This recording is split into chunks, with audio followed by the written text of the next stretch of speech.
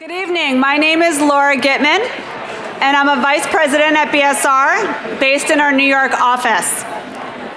When I was asked to say a few words to close the conference, I thought, how am I going to possibly summarize all of the great content that we've covered over the past 3 days?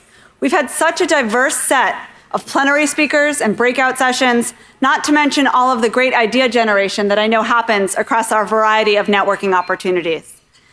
So I've been trying to come up with a word to help me summarize. And for some reason, the word that keeps coming up in my mind has been duality. I didn't really understand why that came up, so I looked it up. It's defined as an instance of opposition or contrast between two concepts. Now, I know a lot about opposites these days. I have a 5-year-old daughter who thinks a lot about opposites. So she thinks about big and small, tall and short, open and closed. But as I think back across the seemingly opposite themes that we've explored all week, they're just not that simple. Instead, they're opposite sides of the same coin. And there's often a convergence among these seemingly opposite ideas.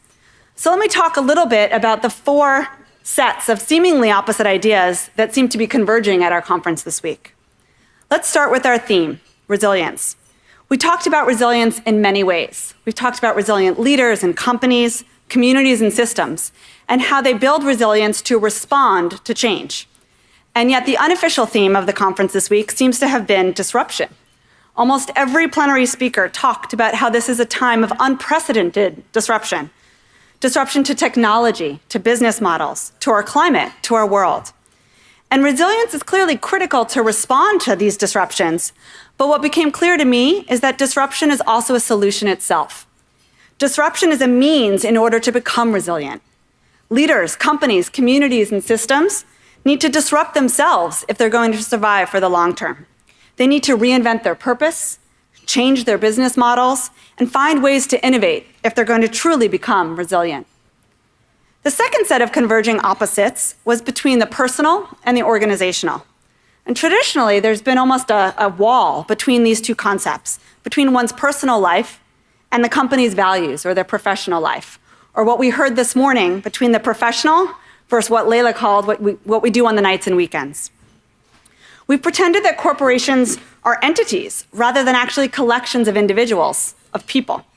And it was really interesting to see that every CEO on this stage talked almost interchangeably about how their personal values shape their corporate priorities. They don't see the distinction that we've often said was there. They've taken down those walls. And perhaps we've actually seen examples and maybe even a new definition of what it means to be a resilient leader. The third pair of ideas has been around this idea of scarcity and abundance.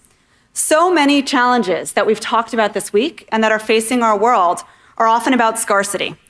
They're about dwindling natural resources, a lack of water, a lack of financial resources, access to capital, to healthcare, to technology, to mobility. Even a lack of human capital in order to build the skills we need for a modern economy. I really love the quote from Pascal from the Singularity Institute. Free yourselves from a world of scarcity. What a liberating and inspiring idea. That we can actually innovate, maybe even disrupt our old models in order to actually create abundance. And it's not often that we talk about abundance at a conference on sustainability. The work on circular economy and resilient supply chains gave us great examples of how to do this kind of disruption and create new forms of abundance. The final pair of ideas I thought about as I reflected on our week has been the convergence between the resource economy and the human economy. Too often in our field, there's a false line between what's good for the environment and what's good for people, as if we have to make a choice. And the intersection between these two economies was made abundantly clear this week. As I hope you know by now, BSR has 2 thematic priorities for our own work: climate change and inclusive economy. And one of the reasons we chose resilience as this year's conference theme is because resilience is where these 2 priorities come together. As we learned this morning, women's empowerment is directly woven into climate resilience. You actually can't talk about one without understanding the other, and that's true for a lot of these issues. And I know you'll actually hear more about what it means for a truly resilient economy across these different themes from tonight's final speaker. The convergence among so many difficult and seemingly opposite concepts makes our work really hard, but it also makes it all the more important. And I hope this week has inspired you to help build more resilient businesses, more resilient communities, and a more resilient world. At BSR, I can commit that we'll continue to work on these themes in the coming year, and we invite your ideas, your participation, and your collaboration so that we can make progress together.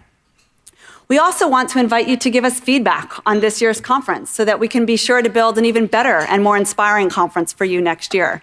So you'll see if you take out the app, there's a little survey icon, and please take a couple minutes to fill out the survey on that icon, perhaps on your plane trips home. I also hope you'll join us next year at the BSR Conference in my hometown of New York City on November 1st through 3rd. And don't worry, it will not conflict with Election Day, which is perhaps the first time in quite a while it has not conflicted with Election Day here in the US. So it'll actually be the week before. And just in case you're really good at planning ahead, we'll be having a very special conference for BSR's 25th anniversary on October 24th through 26th in 2017 at a new fantastic location in Huntington Beach, California. So be sure to mark your calendars. Yeah.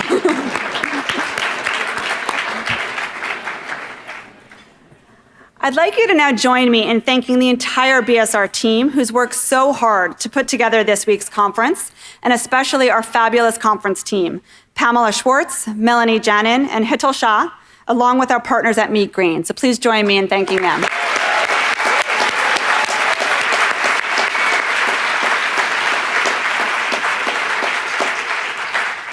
And with that, on behalf of all of my colleagues at BSR, I'd like to thank you for joining us this week.